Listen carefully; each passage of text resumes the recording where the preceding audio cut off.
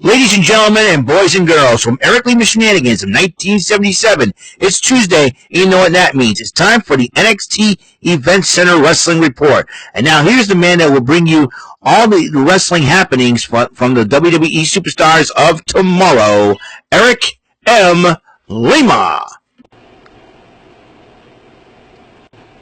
Thank you very much, Mr. Announcer, sir. Well, hello there, everyone. Welcome to yet another episode of Eric Lima Shenanigans, 1977, episode 2090, ladies and gentlemen. I hope you guys are having a wonderful, had a wonderful day. It is August the 26th, 2025, 10:04 p.m., and we're going to get rolling. Now we're 10 episodes away from 2,500 episodes of Eric Lima Shenanigans 1977. There's a twofold goal.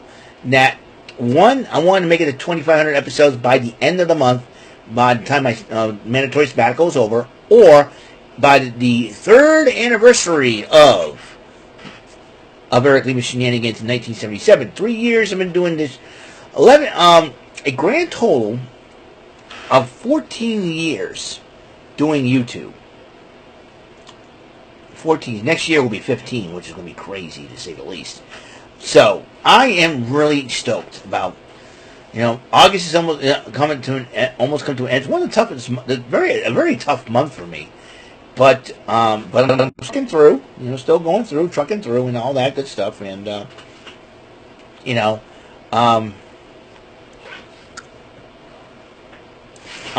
want to give a shout out to a former coworker of mine.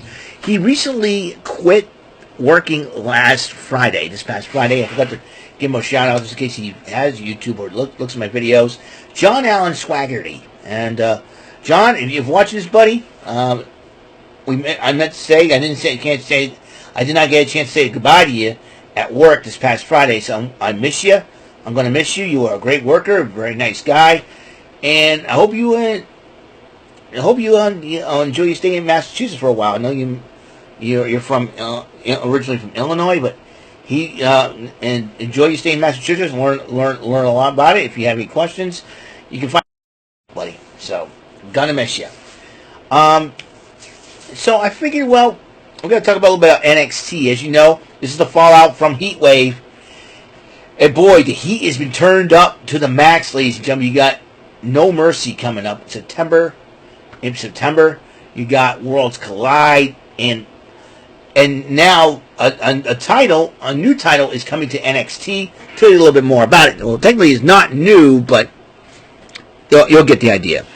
Ricky Saints, who confronted Obafemi this past Sunday night at Heatwave after the NXT title matchup, and a lot of people are saying that no one's heard from Javad Evans since Tuesday. So you say, and according to what Ava says, but that's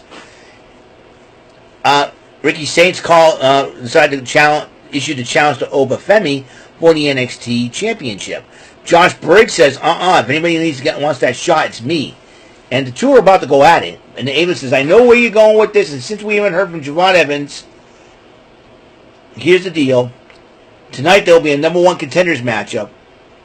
Josh Briggs versus Ricky Saints. The winner of that match will challenge Obafemi for the title at No Mercy. So, but they had the first matchup. As you know, there was an interaction at Heatwave, exclusive, where Blake Monroe was talking to Ava. I think Blake Monroe wants to go on and try to be the next NXT Women's Champion, but Kaylani Jordan says, no, I want that shot, and so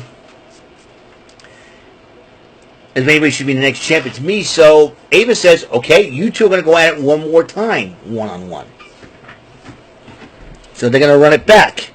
And so they ran it back, and then once again, Jordan Grace, who is not very happy about how Monroe beat her, was chasing Monroe, but when Monroe meant to go flee, but Jordan Grace slammed the door and says, you've got a match. You're going back in that ring.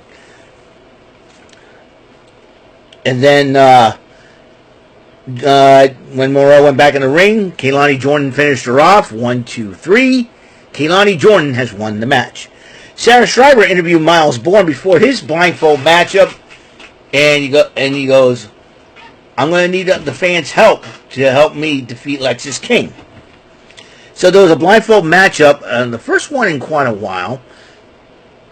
But, the first blindfold match was at WrestleMania 7, obviously, Jake the Snake Roberts versus the model Rick Martel.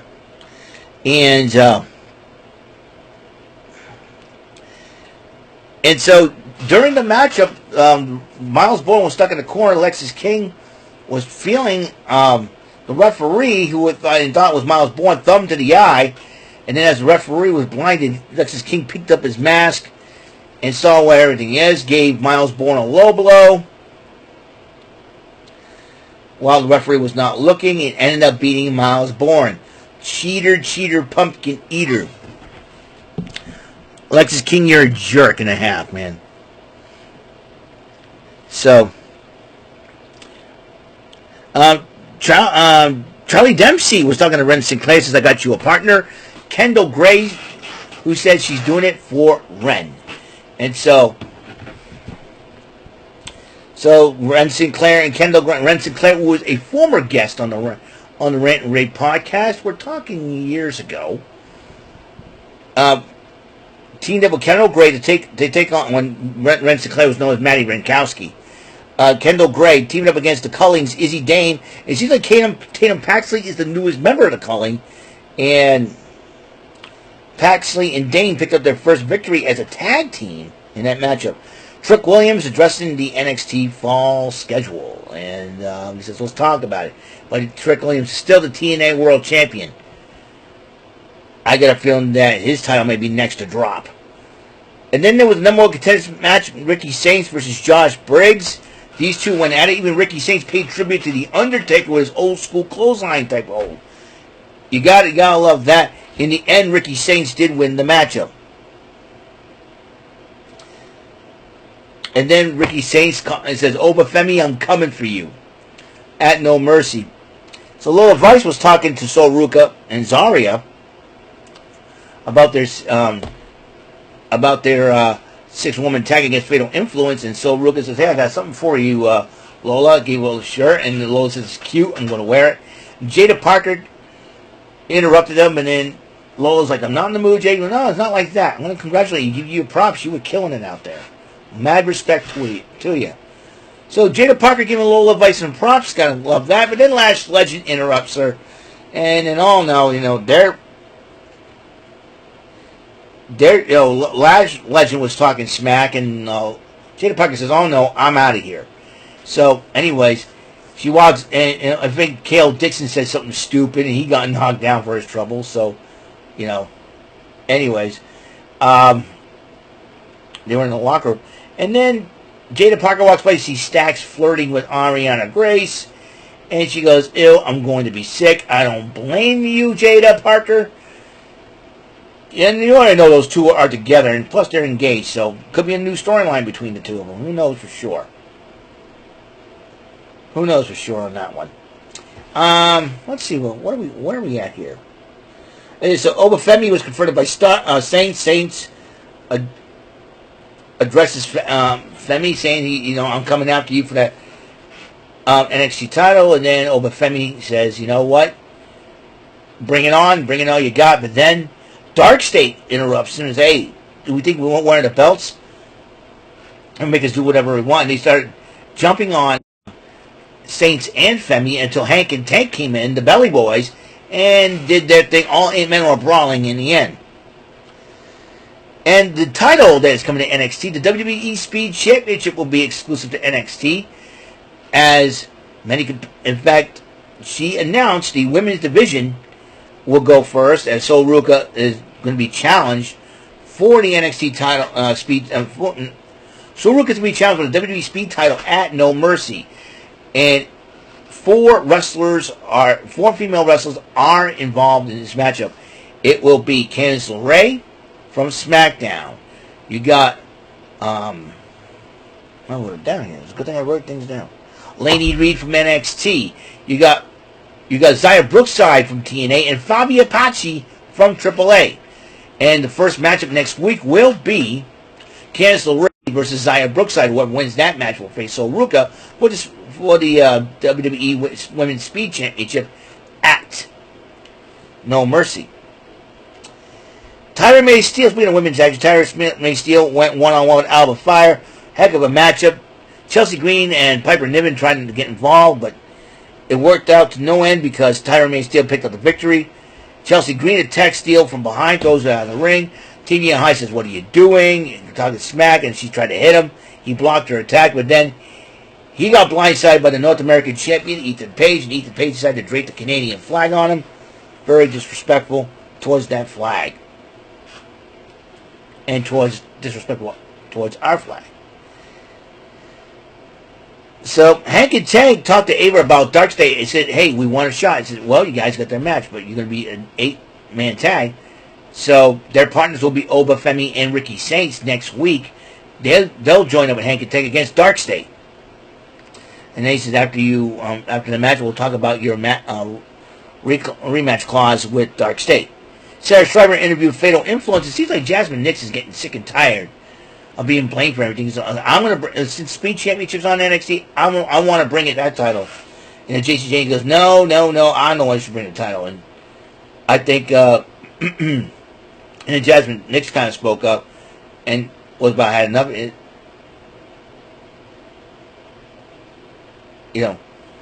And I think welcome to the chat is what. Welcome to the conversation, as Jason James said to Jasmine Nix. And then there was a 6-woman tag match. Sol Ruca, Zaria, one of my favorite things from Australia. That's right. I got 6 favorite things from favorite things I like about Australia. Toni Storm, Harley Cameron, Rhea Ripley, Zaria, Cassie Lee and Peyton, Cassie Lee and Jessica McKay. 2 things I don't like about Australia: Grayson Waller and Bugs. Anyways, and Lola Vice took on the team of Fatal Influence. A lot of miscommunication between Fatal Influence and Laney Reed was watching from the PC balcony. I think if Candice LeRae is taking on Xia Brookside, I'm thinking the next women's speed match will be Laney Reed versus Fabi Apache. Good luck with that one, Laney. But in the end, Vice, Zaria, and Ruca ended up winning that matchup. I can't read my own handwriting, for goodness sakes. So also some great news. The Red Sox won today again behind 8 shutout innings from Lucas Giolito, and they beat the Orioles 5-0. Also, this episode of the show is brought to you by Karate Kid Legends. Get it now on DVD. Well, I want to thank everybody for tuning in to another episode of Eric Lima Shenanigans 1977, episode 2490. 10 episodes away from the milestone of 2,500 episodes. And then we're going to... So that means tomorrow we got to spin the one-arm bandit against that rotten devil and the Joker's Wild. I got lucky last time. Let's see if I can try it again this time. So, I won last time. Let's see if I can keep that momentum going. In the final Wild Wednesday of August 2025. Thank you for tuning into the show. I will see you in the next episode of the show. And until next episode comes rolling around, Mr. Announcer, take us home. That is all for today's episode of the show. This is Mr. Announcer speaking for Eric Lima Shenanigans of 1977. A Big Beefy E and do it for Bob Saget production, and in association with a Raving Bull for 3000 Telepictures and Distribution. Thank you for watching another episode of Eric Lima Shenanigans of 1977. See you later on the next episode of the show. Goodbye for now.